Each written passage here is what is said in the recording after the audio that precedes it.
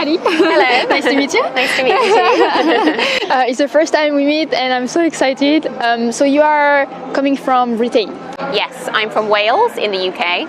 Oh wow. So can you just give us a quick introduction about yourself? So how long have you been living in Japan? I've been living in Japan for almost 6 years.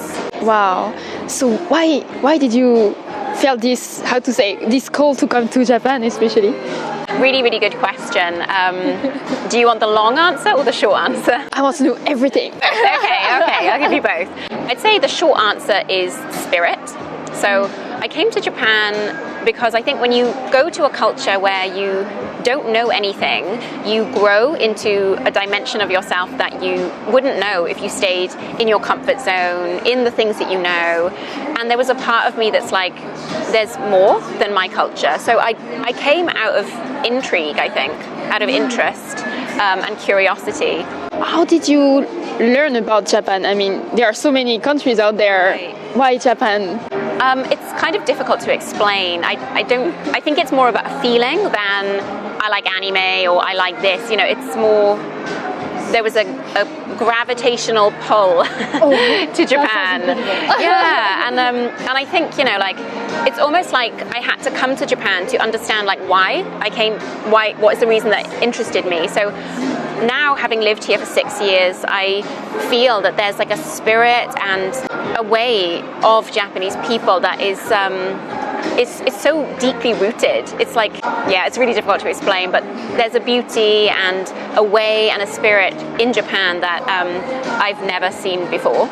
Wow, I see. So you're really happy to be here. I'm so happy to be here, yeah. Do you feel like you're going to stay longer? For sure, yeah. Like if I can, I'd love to basically live here, but forever. Yeah, I mean, you know, like as you know, I came here for 6 or 7 months, and I'm still here like 6 years later. And I think time doesn't feel so long. Like 6 years sounds like a long time, but because you're always learning and growing and finding out about yourself in this amazing culture, that it feels like 6 years has flown by, you know. Yeah, I feel you. Especially, I guess in Tokyo, the pace is so like high. Yeah. Everything like there's always something to do, right? Yes, exactly. Never bored. Yeah. All right. Let's talk a bit about languages. How many languages do you speak right now? So I speak English quite well. Oh, really? I also speak a little French and a very small amount of Japanese.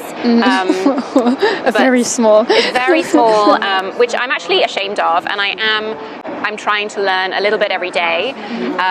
But I think the reason that I'm not very good is that when I came to Japan, I came here to teach English. Oh. And so the rule of the school was that you must speak English only, and if you speak any Japanese, you know your boss is gonna come looking for you.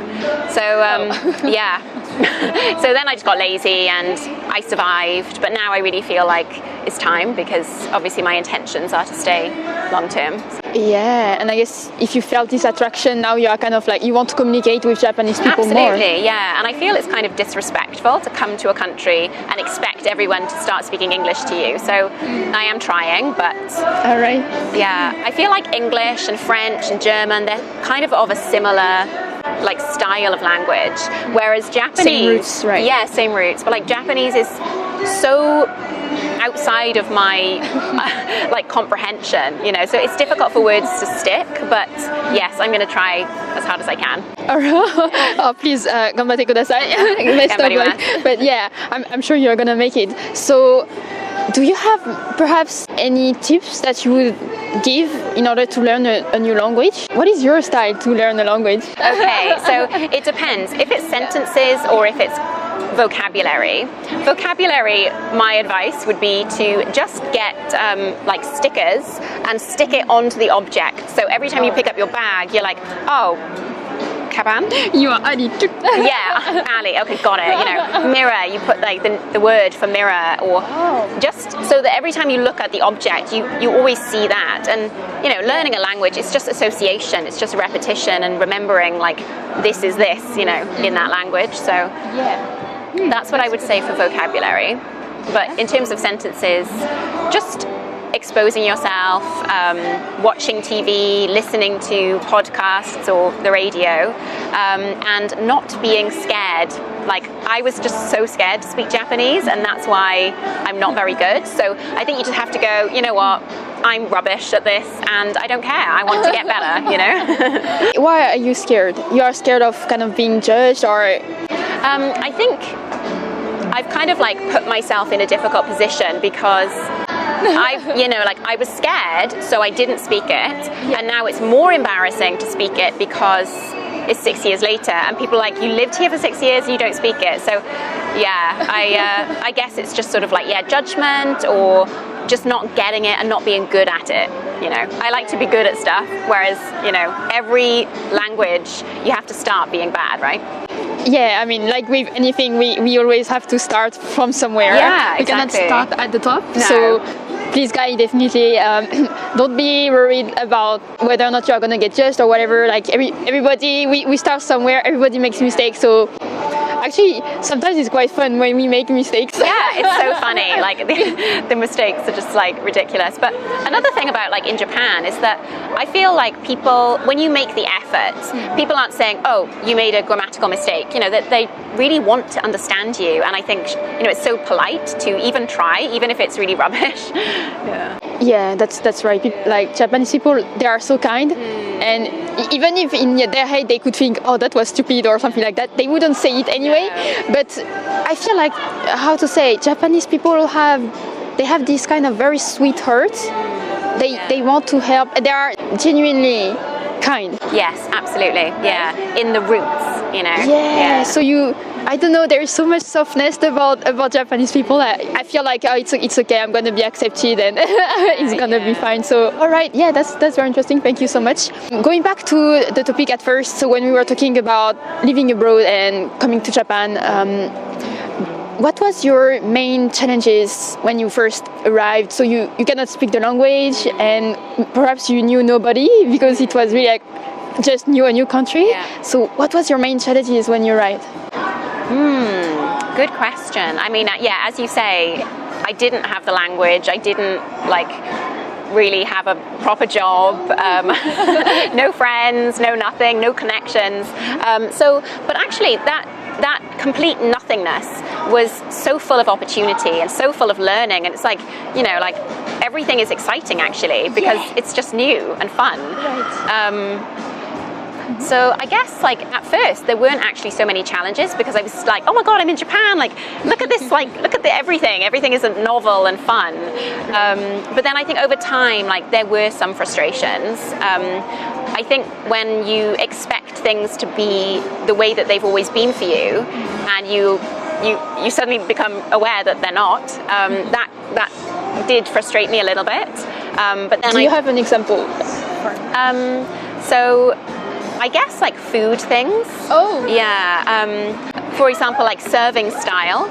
When you get food, you don't get like one dish for me and one dish for you. You get like many little dishes, and it's more of a sharing way, which now I absolutely love, and I can't really imagine doing the my plate and your plate thing. Yeah. But it was a shock because that's just not what we do in Britain, really. It was a shock. It was a shock, yeah. And like, unless you go to like don't tapas, share my food.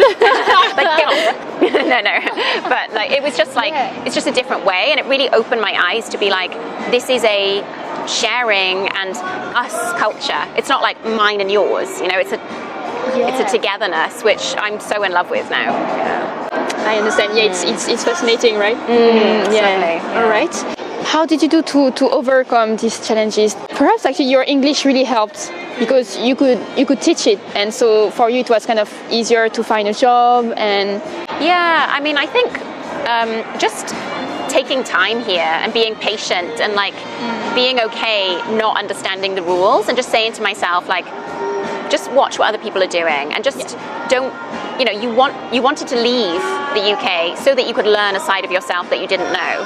So how can you move to a country and expect everything to be the same? That's just not the way it is, you know? If I wanted things to be the same, I should stay in the UK. So, yeah. So I guess you were very open-minded and this allowed you to kind of like get accustomed to everything new. To adapt. All right. For sure. Yeah. Okay, that sounds amazing. Amazing. Cool. Do you have any advice for someone, someone who wants to go live abroad in another country and he's hesitating right now? You're like, I don't know, maybe if, perhaps I'm not going to find a job, or I'm going to be alone, or this kind of, hesitation. What would you say to this person who is like... Two things. Firstly, I would say, if you live your life constantly afraid of what might happen, you're not going to live a very exciting life. So just go for it. And like I did, go for 7 months, go for half a year and just see what happens, because most likely once you remove that fear from your mind, you're open and ready just to experience so many exciting new things, Yeah. And the second point? The second point is be open-minded, because when you move somewhere new, everything is new, and there are going to be lots of things where you're like, that's not the way I do it, but actually that's okay, and if you're open-minded, you'll welcome so many wonderful opportunities into your life, I would say. Yeah, that's so true. Actually, I remember my personal experience as well. Like, just when I arrived, I had no plan, no money, nothing. Wow, yeah. And I just I was just so excited about everything is new. So I was like, I don't care, Yeah. Like, you become this kind of magnet of opportunities. You just, you go for whatever is coming, and then for some reason you make contact with this person and pop, and in a way, not having anything is liberating. We think it's like, oh my god, I don't have anything, but actually you're free to do whatever you want and be whoever you want, It's amazing. Anyway, I'm alone, I don't have anything. Nothing to lose, exactly. Yeah, exactly. Talking about this, in regards to making friends, how did you do to create your kind of family or community in Japan? Well, when I moved to Japan, I went into a share house, and there were some really nice Japanese guys there, and they really looked after me and showed me around. And also with my teaching job, I met people there, and I think a lot of it wasn't like, right, I'm going to go and make some friends now. It was just like, I'm okay being by myself. And then Let's go make some friends. Well, I just sort of did me, and along the way I bumped into some nice people, So, Your expressions are so funny, actually. Are they very English? But it's amazing. I love it. Thank you. It's like when you imagine I bumped into someone, and that's a really good point. That's such a just British English thing. Like, I bumped into so and so on the street. Yeah, obviously we're not but it's casual. I love this meeting. Sorry. I guess especially because you are kind of different. People are very attracted by you, right? They want to know more, and you said work or at the share house, you could meet some people. Talking about the share house, was there only Japanese people or foreigners, or both? There was both, actually. There was foreign, there were many different people who came throughout my 2 years at the share house. Interesting characters from all over the world. Interesting characters. Nice. How is it to live in a share house? Because it's quite... I remember my experience was really it was kind of a shock as well. I was like, share house. Yeah. How was it for you? So, of course, there were many different things about it. I stayed in a Japanese house, very traditional, typical Japanese house. I had a tatami floor and a little light in the middle of the room, and fusuma sliding door. Same thing. Oh, really? Yeah. All right. Yeah. Okay. I really loved that house, and I loved the location. But I think, over time, I think I just got to a point where I'm I kind of just want to be by myself now. Yeah. So I moved out, but I had a great time in that house, and I think it's a good idea to live in a share house, at least for a short period of time when you go to another country, if you do want to make friends and if you're worried about sort of being lonely or something. Yeah, especially if it's a mix of, native and foreigners. This way you don't feel too much alone, but at the same time you can really get this connection to the locals, right? So share house is really amazing. But for sure, at some point you're like, I need some privacy. It's time to go. And then you go for your first apartment in Japan, and you're like, wow, amazing. But that was another big shock, I think, when I went apartment hunting, and I gave my budget, and she was like, I've got this great thing, or this great room, it's slightly over your budget, but do you want to see? And I was like, let's go. And I went in, and I was like, where is the rest of this room? Like, it's so small, but you just get used to it. And like, you know, I love that tiny little room. But yeah, when my sister came to visit, she was like shocked with how small it was. But I think you just get used to it. Yeah, Tokyo style. Tokyo Japanese, maybe Japanese style actually. Everything is quite like, you know, it's the kawaii culture, so everything is small and cute. So right. I also feel like things are small because Japanese are very resourceful. So it's like nothing is wasted and every small space is used like nicely. Yeah, that's a very nice way to think this actually, definitely. Right. All right, thank you so much for answering the first questions. Thank you. Now you can definitely have a look at her amazing YouTube channels. Can you let us know the name, please? Sure. So I actually have two. The first one is Ali and it's all about my adventures around Japan. Wow, so exciting. Yeah, thank you. And the second one is British English with Ali, where I'm teaching British English. Wow, that sounds amazing. So yeah, please definitely go have a look. Let's go and see you in the next video. Thank you, bye.